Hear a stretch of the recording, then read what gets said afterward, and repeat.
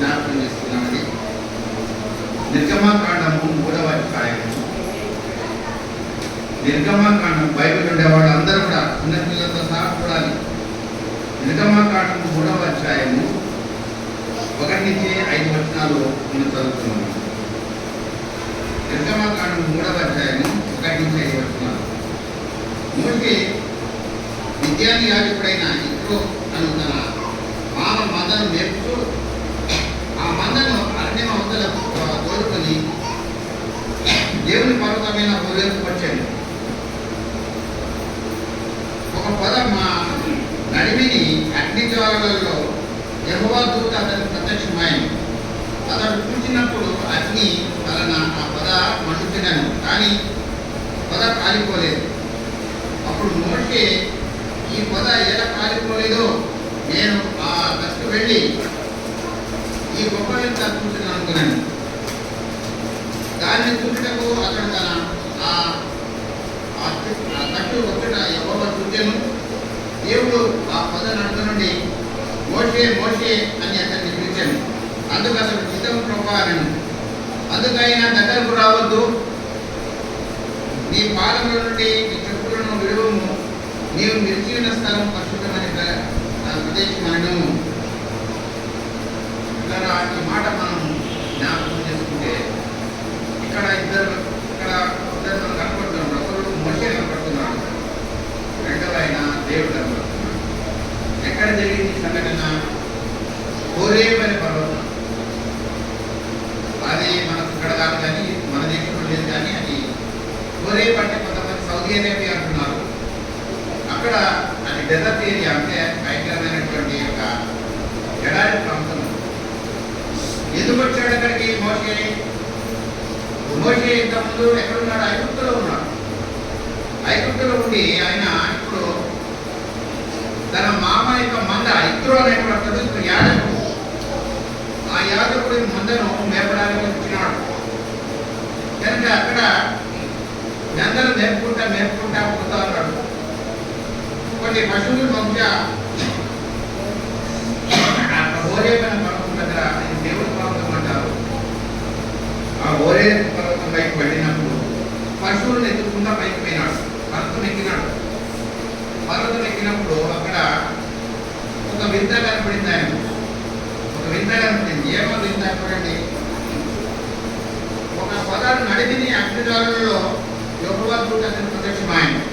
అగ్నిజ్వాలలు పదార్థి మామూలుగా కొంత చెత్త వేస్తేనే, లేకపోతే కొంత ఏదైనా కొంచెం కాగితాలు వేస్తేనే మనకు అది మండుకుంటే కొంతసేపటికి ఒక మ్యాక్సిమం అంటే ఒక అర్ధగంట అనుకోండి, పచ్చిగుంటే కొంచెం కాలక ఒక అర్ధగంట అవుతుంది అనుకోండి. కానీ ఇక్కడ ఆ పదం మండుతుంది, కానీ కావడంలా, కాలిపోవడంలా, పూర్తి కావడంలా, అట్లే ఉంది. ఇదేంటి కథ? ఇదేంటి ఇట్లా అవుతుంది? ఎవరైనా నేను చూస్తున్నాడా? ఎక్కడ చూస్తున్నాడా? లోపల ఇట్లా లేదే. పొద అనేది బాగా ఎండిపోయేది. అది అడవిలో, అందులో ముఖ్యంగా అడవిలో భయంకరమైన ఎండలు కూడా ఉంటాయి. అది పర్వతం మీద అసలు ఎంతైన ప్రదేశం. బాగా ఎండిపోయినటువంటి పొద మండుతూ ఉందన్న. దాన్ని మనం ఇంగ్లీష్లో బర్నింగ్ చూస్తుంటాం, కాలుతున్నటువంటి పొద. కనుక ఈ పొద దగ్గరికి వచ్చినప్పుడు ఇది ఏంటబ్బా అని ఈ మోషే ఇంకా అప్పటికి ప్రభువుని ఎరగలేదు. ఇంకా ఆయనకు ఐగుప్తులో నుండి ఇశ్రాయేలును నడిపించడానికి దేవుడు ఇంకా సమయం కొంత మాట్లాడిన తర్వాత ఆయన చెప్తాడు, నువ్వు నడిపించాలా నాయకుడుగా ఇశ్రాయేలు ప్రజలు, మా ప్రజలు, ఇశ్రాయేలు ప్రజలు ఈ యొక్క ఐగుప్తు చెరలో ఉన్నారు, వాళ్ళు నాకు మొరపెట్టారు, కనుక నువ్వు నాటితే ఆయన అంటాడు. ఎందుకంటే ఇదంటే ఈ కొత్త జరిగిన తర్వాత కథ చెప్తున్నాను, ఇది జరిగిపోయిన తర్వాత. కాబట్టి ఇక్కడికి వచ్చాడు. ఒక పదమ నడిమిని అగ్ని జ్వాలలో యెహోవా దూత అతనికి ప్రత్యక్షమైన. అతడు చూసినప్పుడు అగ్ని వలన ఆ పొద మండుతూ ఉండేను, కానీ పొద కాలిపోలేదు. దేవదూత కనపడుతూ ఉంది, యెహోవా దూత కనపడుతున్నాడు, ఆ రూపం కనపడుతూ ఉంది, అగ్ని ద్వారా మండుతూ ఉంది, పొద కాలిపోవడం. ఇదేం వింత, ఎక్కడ లేదే అని ఆయన ఆశ్చర్యపోతున్నాడు. ఆ సమయంలో ఏం జరుగుతుందండి? అప్పుడు కాలిపోలేదు. అప్పుడు మోషే, ఈ పొద ఎలా కాలిపోలేదో, ఈ పొద ఎలా కాలిపోలేదో నేను ఆ తట్టు వెళ్ళి ఈ గొప్ప వింత అంట. అక్కడ ఉండి దగ్గర పోయి చూద్దామని చెప్పేసి ఆయన పోతా ఉన్నాడు. ఆ పొద దగ్గరికి, మండుతున్న పొద దగ్గరికి పోతా ఉన్నాడు. పోతా ఉంటే అక్కడ ఏమైంది ఆ సంఘటన చూస్తే నెక్స్ట్ వచనం చూస్తాం. దాన్ని చూసినప్పుడు అతడు ఆ తత్వంలో వచ్చి చూసి యెహోవా చూశాడు.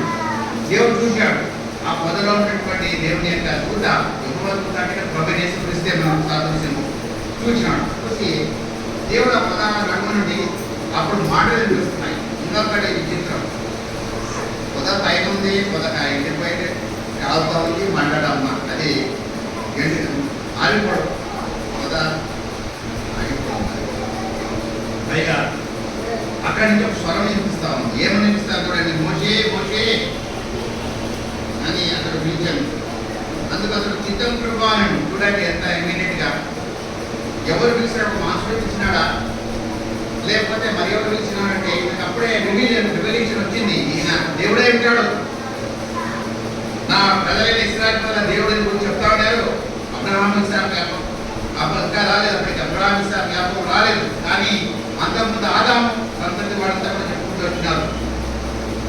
ఆదాము అయితే 900 ఏళ్ళు బ్రతికినాడు. ఆయన చెప్పింటాడు వాళ్ళ వారసులకు అందరూ చెప్పింటాడు. కనుక ఈయన దేవుడై ఉంటాడు అని వెంటనే చిత్తం ప్రభా అని చెప్పేసి ఆయనకు విధేయుడైనాడు. వెంటనే వీడు అందుకు ఆయన దగ్గరకు రావద్దు, డోంట్ కమ్ నియర్ ది, ఈ వృక్షానికి రావద్దు, ఇదేదో విచిత్రమైన మామూలుగా మండుతున్న పొద కాదు, నువ్వు దగ్గరికి రావద్దు. ఎందుకంటున్నాడు? ఎందుకంటే నీ పాదముల నుండి నీ చెప్పులు విడువు. అంతేకాకుండా నీవు నిల్చున్న స్థలము పరిశుద్ధ ప్రదేశం అనను. ఆ ప్రదేశం ఎలాంటిది? పరిశుద్ధ ప్రదేశం. మందిరం కూడా మనం నిలిచినటువంటి కూర్చున్న ప్రదేశం కూడా, సంఘంగా కూర్చున్న ప్రదేశం కూడా పరిశుద్ధమైనది. ఆయన మోషే పిలిచినాడు ఆనాడు, ఈనాడు నిన్ను నన్ను పిలుస్తున్నాడు. ఎవరైనా పరిశుద్ధమైన దేవుడు, పరిశుద్ధుడైన దేవుడు పిలుస్తా ఉన్నాడు. ఒక్కొక్కరి పేరు పెట్టుకొని మనం అనుకుందాం. ఫర్ ఎగ్జాంపుల్ ఇక్కడ కొంతమంది ఉన్నారు, సహోదరుల పేరు చెప్తాను. జేమ్స్ అని ఉన్నాడు. జేమ్స్ జేమ్స్ నేను ఇక్కడ ఉన్నాను, జాగ్రత్త. ఈ ఆలయంలో ప్రవేశించే సందర్భంలో చాలా జాగ్రత్తగా ఉండాలి. నేను పరిశుద్ధుడను, నేను కాలిపోయిన పరిశుద్ధుడను. పరిశుద్ధతలో కూడా కొంచెము సగము ఇంత భాగం లే, సంపూర్ణమైన పరిశుద్ధత కలిగిన దేవుడు. నేను పరిశుద్ధుడను కనుక మీరు కూడా పరిశుద్ధులు అయిపోయిన దేవుడు సెలవించిన మాట. ఆయన పరిశుద్ధత ఏంటంటే కాలిపోయే పరిశుద్ధత, కాల్చి వేసిన పరిశుద్ధత ఆయనలో ఉన్నది. కనుక పరిశుద్ధులను నువ్వు దగ్గరికి రావద్దు. నేను పెరిగిన స్థలం పరిశుద్ధమైన కనుక నీ చెప్పులంతా అక్కడక్కడ తిరిగి వచ్చింటావు. అక్కడ పెట్టు సంఘన వచ్చి నీవు నన్ను కనపరచాలి, నన్ను మహిమపరచాలి, ఆ మాటలు నీకు చెప్తాను చెప్పేసి దేవుడు. ఈనాడు ఉదయకాలన మనం పరిశుద్ధమైన దేవుని యొక్క సన్నిధిలో కూర్చొని ఉన్నాం. మన మధ్య ఆత్మస్వరూపుడైన దేవుడు కూర్చొని ఉన్నాడు. మనం రాకముందే వచ్చింటాడట, 5 నిమిషాల ముందే. నేను ఇక్కడ మన సంఘానికి వచ్చింటాడా? ప్రపంచవ్యాప్తంగా ఉన్న సంఘాలను, ఎందుకంటే ఆయన సర్వంతర్యామి. ఇక్కడ ఉంటాడు, ఇంకొక చోట ఉంటాడు, అమెరికాలో ఉంటాడు, బ్రిటన్లో ఉంటాడు, ఆఫ్రికాలో ఉంటాడు, ఆస్ట్రేలియాలో ఉంటాడు. ఆయన సర్వశక్తివంతుడైన దేవుడు అంటాడు. అందుకనే అబ్రహాము అంటాడు 17వ అధ్యాయంలో, అందుకని నేను సర్వశక్తివంతుడైన దేవుడను అని భగవాన్. సర్వశక్తివంతుడు, సర్వాధికారి, సర్వోన్నతుడు, ఈ 3 కూడా ఆయన ఉండేటువంటి గొప్ప లక్షణాలు గొప్పవి. మరి అన్నిటికంటే ప్రధానంగా ఆయన పరిశుద్ధుడు. మొదట ఆయన ఉండే ఆట్రిబ్యూట్స్లో ఆయన ఉండే గుణలక్షణాలు పరిశుద్ధత చాలా ముఖ్యం. ఎందుకంటే పరిశుద్ధత కలిగిన దేవుడు ఎవరు లేరు. ఈ లోకంలో ఎంతో మంది దేవతలు అనేవాళ్ళు ఉన్నారు, దేవుళ్ళు అనేవాళ్ళు ఉన్నారు, కొలుస్తున్నారు, పూజిస్తున్నారు. కానీ ఎక్కడ కూడా మన ప్రభువు లాంటి దేవుడు లాంటి పరిశుద్ధత ఎక్కడ లేరు. అన్మ్యాచబుల్ ఎక్కడ లేరు. ఆయన ఈక్వల్గా ఎవరు లేరు. గెలుపులో నీకు సమయం ఎవరు అని చెప్పేసి మన పాట కూడా పాడుతున్నాం. పరిశుద్ధుడైన దేవుడుగా ఉంటాడు. కనుక ఎందుకు అలాంటి పరిశుద్ధుడైన దేవుడు ఏమైనాడు? మనము అలాగే పరిశుద్ధంగా ఉన్నాడా? ఉన్నాడు. కానీ మన పాపముల నుండి మనం విడిపించడానికి ఆయన తను తాను ఆ పాపము మోసిన వాడుగా ఉన్నాడు. మనం 2 విషయాలు గుర్తుపెట్టుకోవాలి ఆరాధనలో వస్తే. ఒకటి ఆయన ఔన్నత్యమైన లక్షణం, అది పరిశుద్ధత కావచ్చు, యథార్థత కావచ్చు, న్యాయవంతుడు కావచ్చు, లేక గొప్ప దోషం గల దేవుడు కావచ్చు, ఒక లక్షణం తీసుకొని ఆ లక్షణం తర్వాత ఆయన ఆ లక్షణం ఎలా తగ్గించుకొని వచ్చినాడు, తను తాను తగ్గించుకుని మేనిఫెస్టేషన్ అంటే తను తాను ప్రత్యక్షపరుచుకున్నాడు. ఎక్కడ ప్రత్యక్షపరుచుకున్నాడు? ఆయన ఈ లోకంలో ఒక మానవుడిగా నిర్మించాడు. తర్వాత కాలంలో నూతన నిబంధన కాలంలో ఆయన మానవుడు రక్షించాడు. మానవుడు ఈ లోకమంతా చెడిపోయింది, కాలంలోనే ఈ లోకమంతా చెడిపోయిందని చెప్పేసి దేవుడు బాధపడ్డాడు. నేను ఎందుకు సృష్టించినాను లోకాన్ని. లోతు కాలంలో కూడా అట్లే జరిగింది, భయంకరమైనటువంటి పాపాలు జరిగింది. కానీ తర్వాత దేవుడు అనేక మంది ప్రవక్తలను పంపించాడు.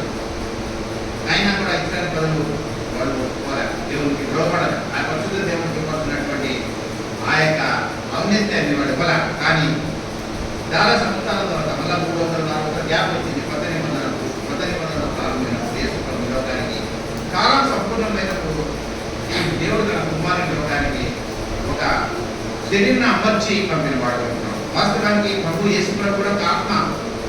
ఏమంటారు? దేవుడు ఆత్మ కనుక ఆయన ఆరాధించో ఆత్మతో సత్యంతో ఆనందిస్తారు. తండ్రి కుమార పరిశుద్ధాత్మ అనే క్రియేకంలో కుమారుడు కూడా ఆత్మని కనుక ఆత్మ అయిన దేవుడు ఒక శరీరాన్ని అమర్చుకొని లోకానికి ఇచ్చాడు. కానీ ఇంతకు ముందు జన్మించినాడు.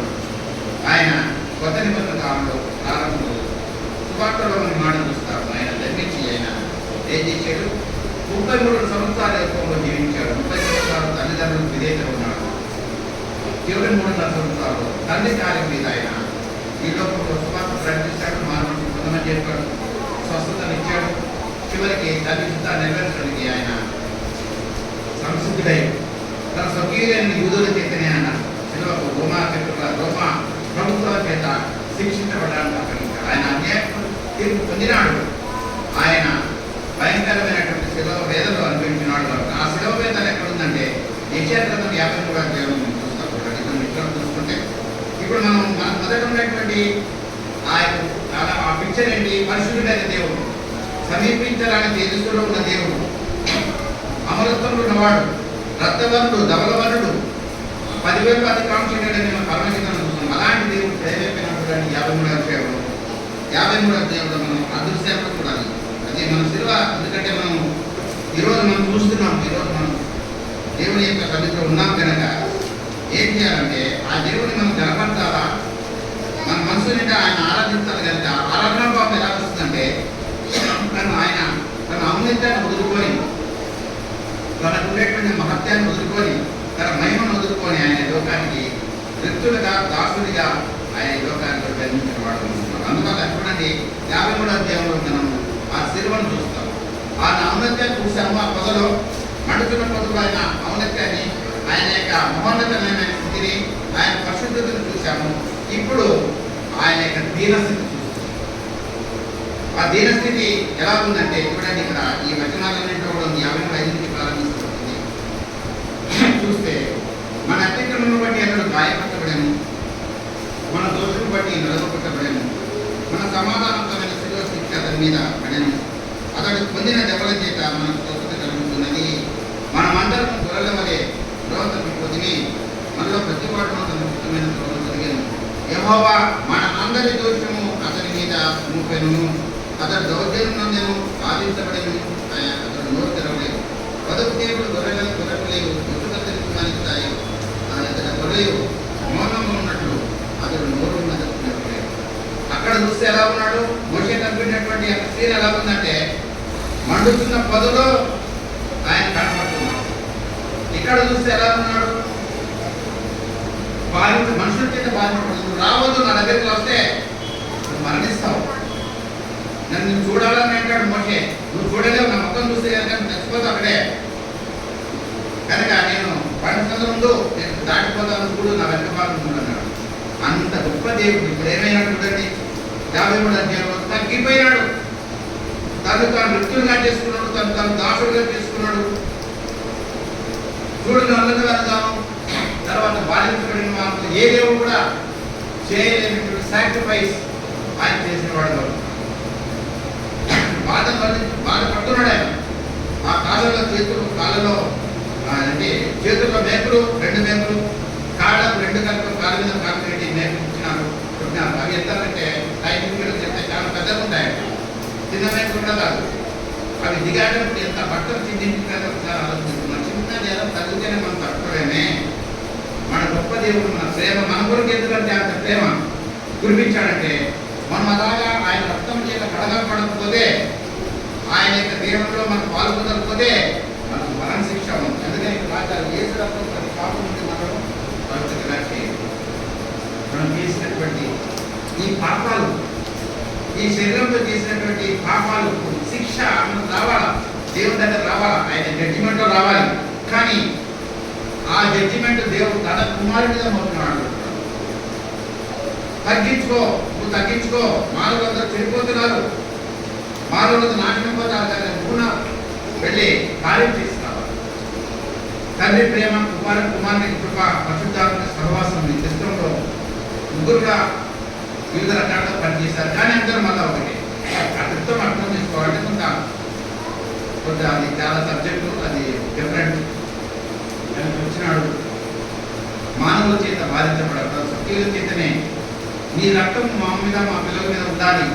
ఎందుకయ్యా అనేక ఆయన ఏ దోషం లేదని ఆ యొక్క జడ్జిలు అంటే అదంతా కుదరదు. ఆయన రక్తం మా మీద, ఆయన దేవుడు దూషించాడు, ధర్మశాస్త్రాన్ని కించపరిచాడు, నేను దేవుని కుమారుడు అంటాడు. ఇది మాకు నచ్చదు. మోషే ధర్మశాస్త్రమే ప్రకారం పోయి అట్లనే ఉండాలంటే అట్లా కూడా లేదు, అట్లా ఉండాలంటే అట్లా కూడా లేదు. దేవుడు చెప్పాడు, కొత్త నిబంధన ఇచ్చాడు యూదులకు. ఇదిగో నేను నూతన నిబంధనతో చేస్తున్నాను, అదిగో నేను ఇదిగో లోకానికి గొర్రె పిల్లగా నేను వస్తున్నాను. ఇంతకుముందు పశువులను, తర్వాత ఎడ్లను లేదా గొర్రెలను మీరు ప్రతి సంవత్సరం ప్రధాన యాజకుడికి వచ్చి సమర్పించిపోయేవాడు. మీ పాపం తన పాపం పరిశుద్ధ స్థలంలో ప్రవేశించి ఉండి సమర్పించినాడు. ఇప్పుడు కాదు, నేనే ప్రధాన యాజకుడిగా, నేనే బలి పశువుగా వచ్చాను. ఒకసారి బలి అయిన తర్వాత నేను తిరిగి దేవుని చేస్తున్నాను. ఇది ఆయన రక్షణ ప్రణాళిక.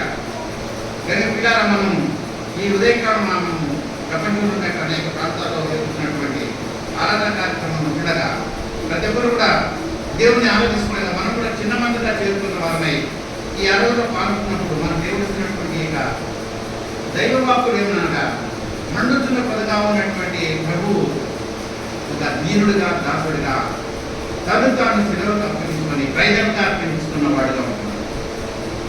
కనుక మనం మన హృదయంలో ఎలాంటి ఆనందం భావం ఉండాలంటే, గొప్ప దేవ, ఆ యొక్క పరిశుద్ధమైన దేవ, అతి పరిశుద్ధుడ, సమీపించాలని తెలుసుకున్న దేవ, నువ్వు ఆ యొక్క మహిమల నుండి ఆ యొక్క తెలుగుల చేత, శనుగుల చేత, జ్ఞాన ప్రజ్ఞానుల చేత పొగడబడుతున్నట్టు నీవు మా కొరకు లోకానికి మామూలుగా వచ్చావు, శరీరంగా వచ్చావు.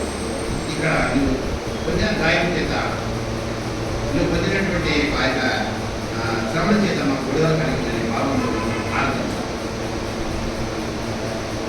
ఎందుకంటే ఆయన ఆరాధించబడడానికి యోగ్యుడు, ఆయనకు అర్హత ఉంది.